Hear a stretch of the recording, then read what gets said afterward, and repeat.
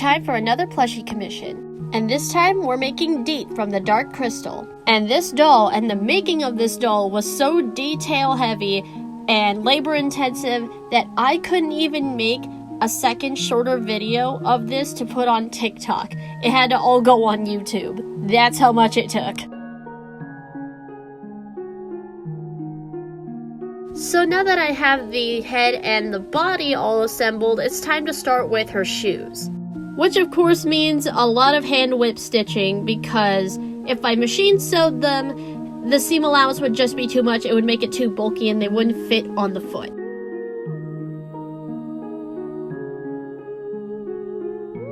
And then I sewed each shoe onto the leg so that it is permanently attached.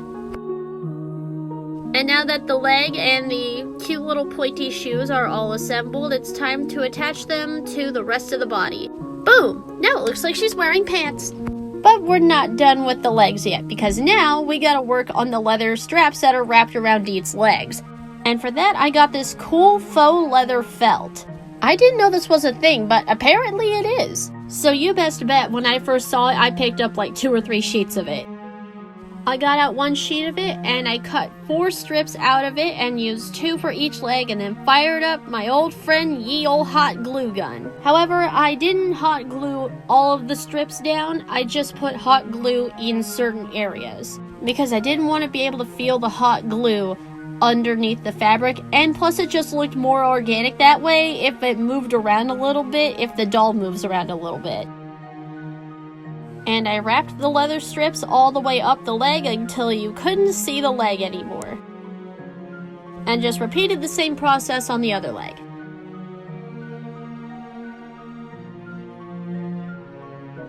And here they are, they look perfect, and I'm just now noticing that they kind of look like a pair of cocoons.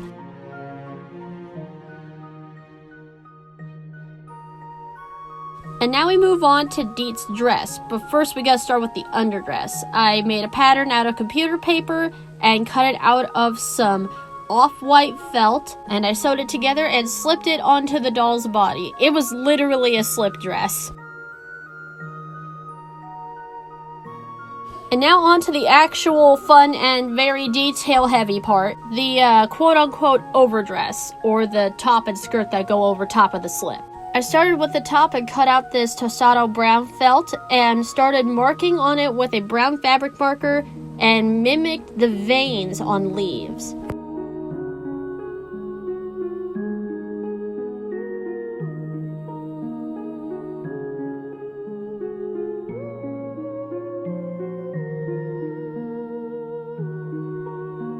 And while looking at more reference images, I saw that on the actual puppet's dress that it has hints of metallic gold thread on top of the leaf veining. So I'm going to be replicating that with this metallic gold thread. And I'll be hand sewing it all along the tops of where I marked the leaf veining. This part took forever, but the end result was definitely worth it. It looks so pretty. And while doing this part, I had to do a very delicate balancing act of making sure the stitches weren't too long or too short or too close together. I needed them nice and even, but also far apart so that they still looked subtle and didn't, like, jump out. Which is not easy to do because this is metallic gold thread and it is very, and I mean very shiny. And once I finished the front piece of the top, I did the same on the back. And now we get real fancy. First, I'll be using these tiny brown wooden beads to do the beadwork on the front piece of the top. And this is the first time I've ever done beadwork on a doll that did not involve sequin, which I was very excited about. I love beading sequin on my dolls, don't get me wrong, but it's nice to do something a little different every once in a while, you know?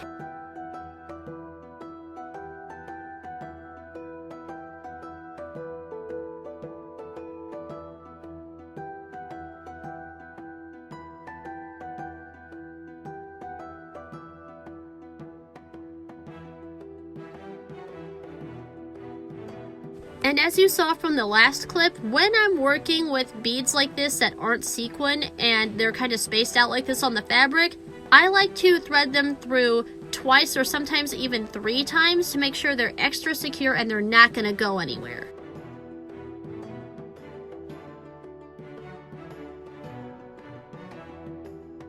Now the beadwork was not done here though, because after I got all the brown wooden beads sewn on, I went in and added dark brown seed beads as well.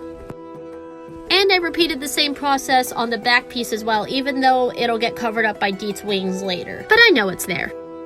And now we move on to the skirt, which we will be making in 2 layers. First, this top layer right here. And it's going to be a rinse and repeat of the same process as the front and back pieces of the top. Drawing on the leaf veins with the brown fabric marker, sewing those gold stitches, and then beading them with the wooden beads as well as the brown seed bead. And when both the front and back pieces of the skirt's top layer was done, I went on ahead and made the second layer that comes out from underneath the middle off camera to save us some time because it was the same process. But now, we're going to add a little something extra to the skirt.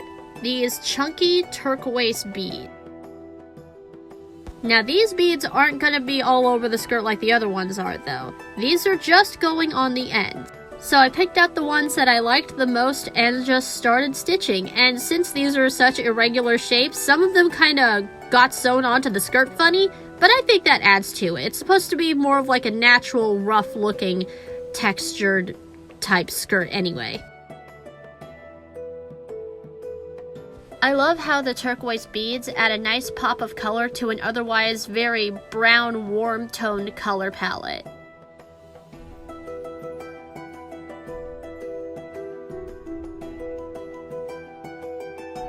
Look at how nice that looks. Isn't that lovely?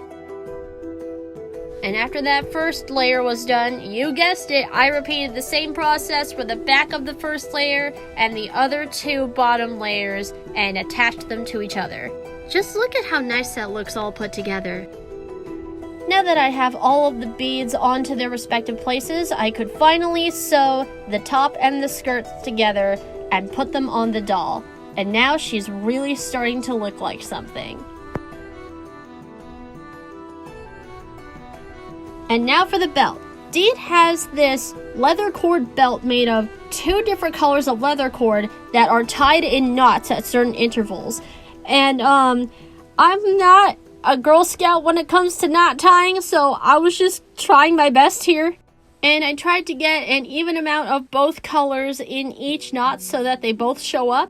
And I think I did pretty good for just messing around until I got something that looked like a knot. And then I repeated that process over and over again until I had enough knots in the cord to go around the entire doll. And with that, the dress is pretty much done, so now it's on to the arms and the sleeves. So Deet has these puffy sleeves underneath some kinda half sleeves, I guess, that attach via a very small part of the fabric at the top and drape from the bottom. So I made Deet's puffy sleeves out of the same off-white felt that her shift dress is made out of, and for the drapey sleeves that go over top, I made them out of the same tostado tan brown felt that the overdress is made out of. And on the drapey sleeves, I repeated the same process that I did for the dress, except I didn't bead them with anything. I just drew on the leaf veining and then sewed on those gold stitches. And then I pinned them in place where the 2 edges meet and sewed them together, and then later hot glued it down onto the top of the sleeve so that it didn't slip off.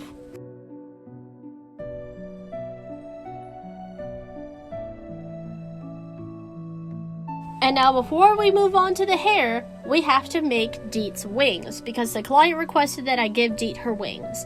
So I drew out a pattern out of notebook paper, cut it out, and then cut the pattern out of some white felt. And now for the fun part.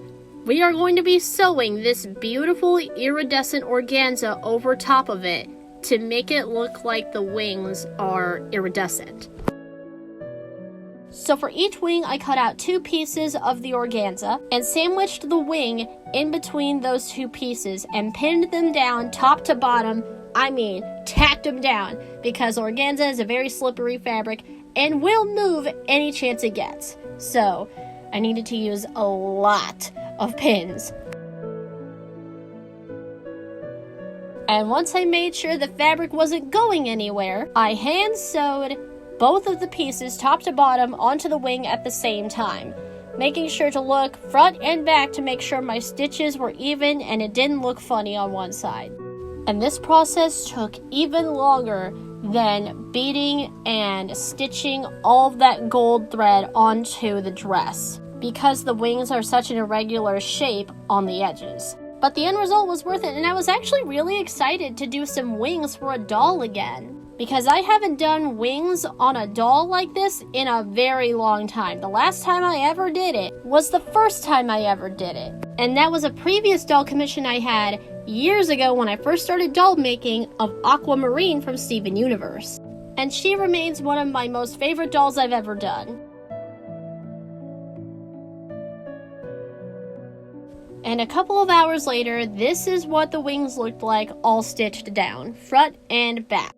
But I didn't take out all of the pins because now we gotta cut away the edges. And again, I want to make sure that the fabric doesn't slip and I mess up while cutting it. Man, that looks pretty in the light. Anyway, yes, on to the cutting. I sped this up because this was actually a really slow process. And yeah, it was a slow process because I didn't want to mess it up. And I didn't know how close I wanted it to the edge. Especially since after I cut it, I had to fray check it because, as anybody that works with organza knows, it frays at the drop of a hat, even if you look at it the wrong way.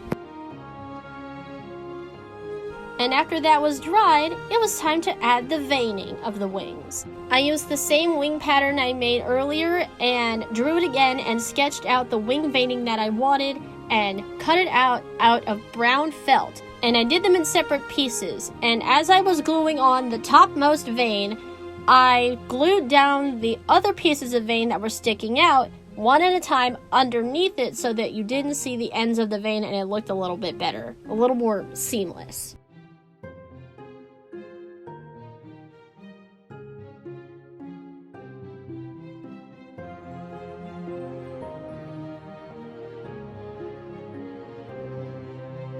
And I repeated this process for the front and backs of both wings.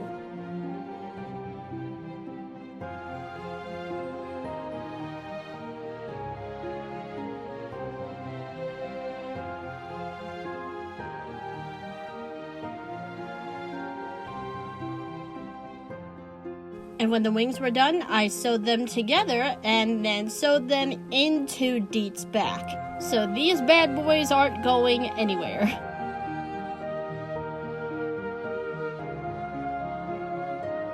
And here they are fully attached to Deet. They look so pretty. They look so much better than I thought they were going to turn out. I am so happy with them. And with the wings done, we are 75% of the way finished. Now we gotta give Deet her very large ears, which I gotta hand whip stitch again. Then I gotta turn them inside out, stuff them, and sew them onto her head. Look how cute they are! And they're gonna look even cuter sticking out of her hair. And speaking of which, now it's time to finally move on to the hair. And you guys know the drill. I made the pattern and cut out the pattern out of white felt off camera to save us some time because it's just the rinse and repeat of what I did previously. So I first hot glued those little tendrils that you saw me put on top of the back piece of the hair, and then started sewing the back piece of the hair on the back of the head.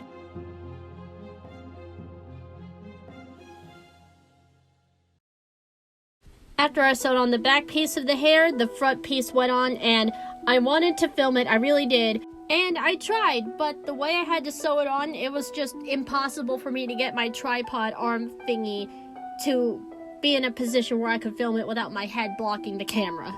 And now for the finishing touch on Deet's hair, her braid. I cut 6 strands of white yarn, 2 for each section of the braid, so it was nice and even and it made it easier for me to braid it.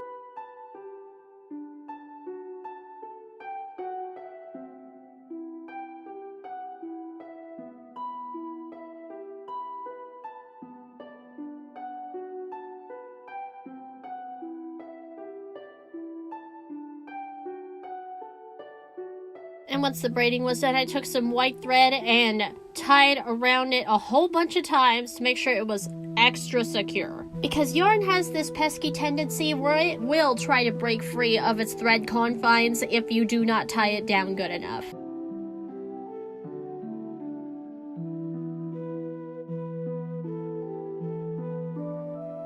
And now that the ends of her braid are trimmed, it's time to use some more of that brown leather cord from earlier to tie around the braid. And tying this knot was so much less of a struggle than the belt was.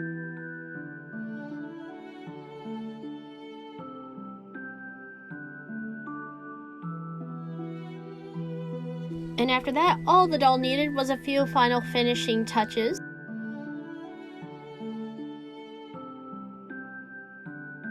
And then she was all done. Look how adorable she is! And thankfully, the client that wanted her loves her just as much as I do. Like, as soon as I got that background set up, I took a picture and sent it to them immediately, saying that Deet was done, and they were over the moon. And cue the glamour shots. Also, speaking of the background, again, shout out to my granny who let me borrow some more of her fabric, and she just happened to have the exact green fabric that made this doll just... it complements it so nicely.